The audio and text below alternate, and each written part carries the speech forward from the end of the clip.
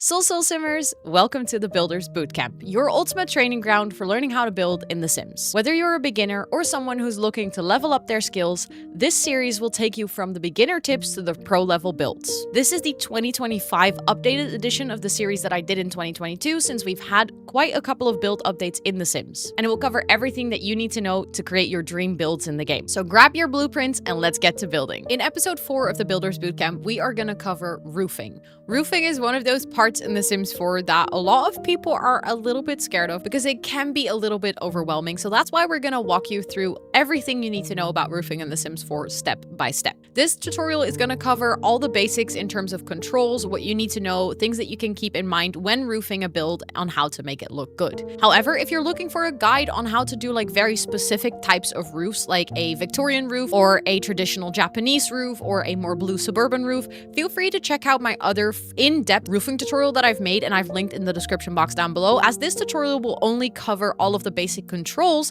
and then when you are looking for more stylized guides, I can recommend watching that video. Without further ado, let's hop into the game so that I can show you all the roof controls in The Sims 4. So I have left the build that I created for the previous episode because I feel like this is going to give us a really good example on how to roof and things that you can look out for. So if you want to start roofing in The Sims, you're going to go over here to the roof section. There is a variety of different roofs that you can pick from, and it is up to you to decide which roof you want to use for the style that you're building in, but also which roof will connect to the other roofs that you're already using. There is no auto roof feature in The Sims 4, so it's all going to come down to you creating custom shapes with the different roof pieces at your disposal. Also, there is no way to click one roof and then apply it to all the pieces, so again, it is going to be kind of like your Lego bricks that allow you to complete this build. We have a gabled roof, which is basically just a triangle-shaped roof. Then we have a hipped roof, which is basically just a pyramid-shaped roof. Then we have a half-gabled roof, which is half a triangle. We have a half-hipped roof, which is basically just a hipped roof with a flat side, so it's like your pyramid one, but with a flat side. Then we have a hexagonal roof, which is a roof with 6 different sides. Then we have an octagonal roof, which is a roof with 8 sides. And then there is a pentagonal roof, which is a roof with 5 sides. In my personal experience, you're going to use the octagonal one the most because it fits both on octagonal rooms, obviously, and it fits on round rooms the best. There is also a circular roof, which is just like a full round one, but I personally think that the octagonal roof looks a little bit better and more realistic rather than the circular roof, but in the end, it's all up to you to figure out which one looks best in your build. This build is completely done on the normal horizontal grid. However, you can also have diagonal rooms, which means that we also have diagonal roofs. So you have the gabled roof, the half-gabled roof, the half-hipped roof, and the hipped roof, which it still frustrates me that they're not in the same order as they are over here, because when I'm building, I constantly grab the wrong ones, but they are in here in a diagonal version as well. Those are all the roof pieces that you have to your disposal, and that is basically what you're going to use to roof a build like this. I'm going to start by explaining all the roof controls, and then we're actually going to roof this, and I'm going to walk you through things that I look out for when I'm roofing a build.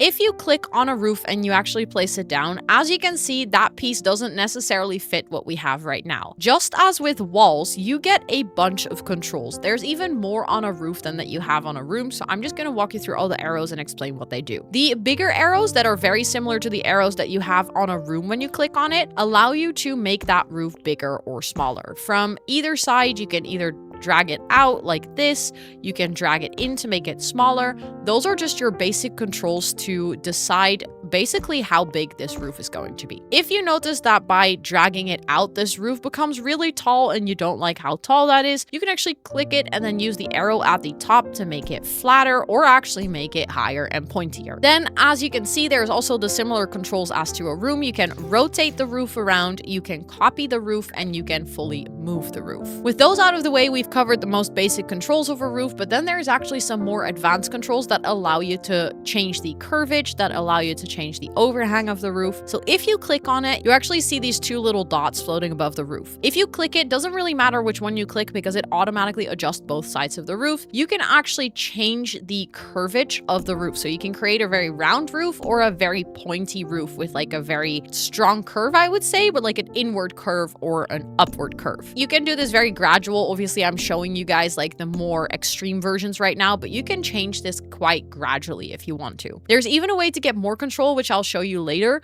But for now, just remember that those dots actually allow you to change the curvature. Then we have arrows on the sides. They're on both sides of the roof. So if you go to this side, you can actually see they're on the left side and on the right side, and they are at the bottom corners as well. This is the place where you can change the overhang. If you click on your roof and you start dragging it out, as you can see, it automatically adjusts it on both sides of that roof. However, if you're holding shift while doing this, so you click on a roof, you hold shift, and then you drag it out, it only drags it out in one side of the roof, meaning that you can very easily control how you want that roof overhang to look, and it doesn't have to be symmetrical. If you're not holding shift, it will automatically go from both sides, and you can basically just reset the roof fully to have no overhang at all. Then if you are changing the height of the roof, as you can see, it kind of goes in like little steps. So it goes like 1 step up, 2 step up, but it's like kind of like with rotating the objects, which I showed in the camera episode. This is kind of like it goes in increments, it goes in steps. However, if you're holding Alt while changing your roof, you can do this way more gradual. There's no increments anymore, no jumps. You can just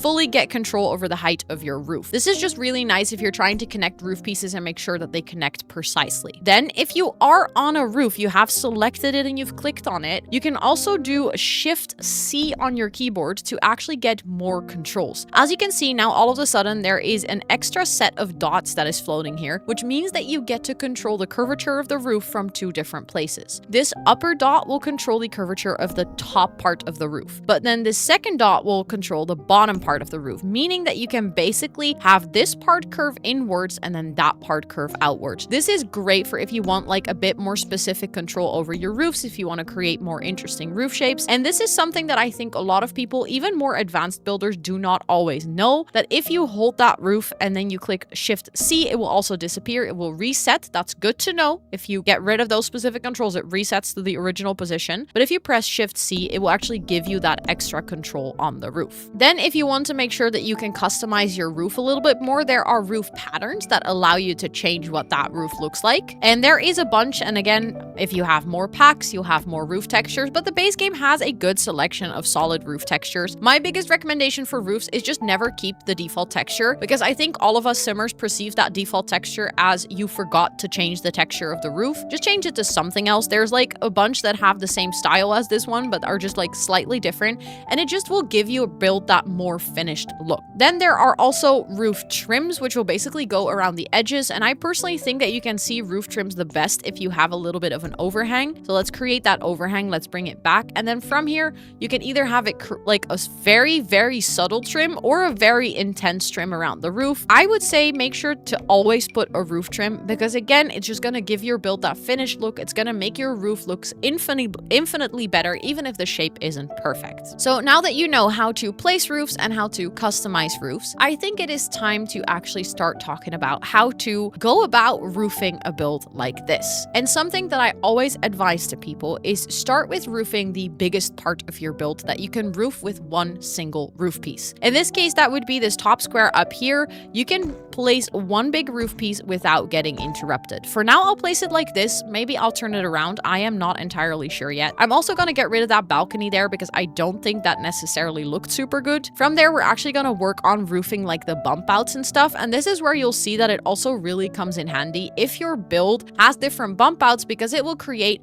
an easier situation to roof. And there is one thing that I've done twice in this build, which I would not recommend doing actually, and that is creating a corner that is away from the corner over here. Because as soon as I start to place a roof here now, if this room would have ended over here, that roof would have connected really nicely to that corner. It would have been in line with this roof, which just makes it feel very logical. But now I'm gonna have to drag it out like this, which creates a really awkward corner over here, and then makes this piece infinitely harder to roof, because it means that if I want to use a flat roof on this side, that flat roof is going to have to match the curve, is going to have to match the angle of that roof to not create a weird clear corner, which is going to be impossible because this roof doesn't really connect smoothly. We could go like this, but as you can see, it creates this awkward corner over here, and that is definitely something that you want to prevent. So again, here, your floor plan is actually going to matter a lot in how you roof your builds. There's two things we could do to fix this. We can either drag this out to be exactly the same shape so we can roof that as a full separate corner, or what we could do is we could actually make sure that that corner connects here so that we can have two different roof pieces that do not interact with each other. That way we can have this one go like that, and we can still have this one go like this. Again, you're gonna have to kind of play around with this in your actual floor plan to see what works, but this allows you to create roofs that just don't connect awkwardly with each other. With this roof, for instance, I would also recommend that you use that little arrow on the side, hold your shift key, and then drag one side in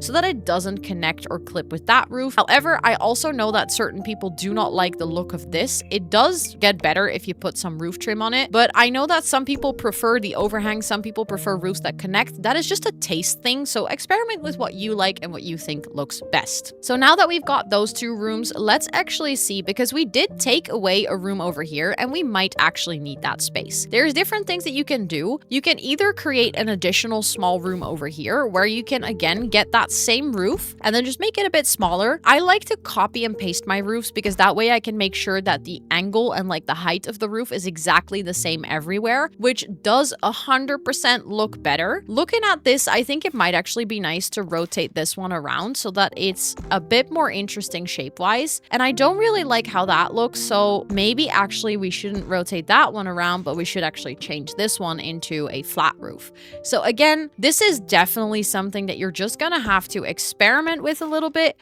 Give yourself that time and space to see what you think looks best on your builds, and then experiment with the roofing and experiment with the layout. But I would just say in general, having like corners that overlap like that just make the build ever so much more challenging. In this case, I think it would look a lot better if that room was a bit smaller and that roof was a bit smaller, and I think that just makes a little bit more sense proportion wise. We kind of did the same here. We kind of created that same problem, and in here I say move this over here because this creates a little bit of an overhang over here, but that's okay because these two roofs don't connect, so you're not going to create an awkward corner. That means that in front of the house you can actually have another roof. Again, I'm just going to copy and paste this one, and I like to make sure that some of my roofs are also rotated in a different way because it just creates this more interesting roof shape. And then over here we earlier had that balcony, which I don't want to get back. I don't necessarily want to have a balcony over there, but I do think that if we have like a slightly covered porch, that might look good. So let's bring back that little floor piece that we had earlier,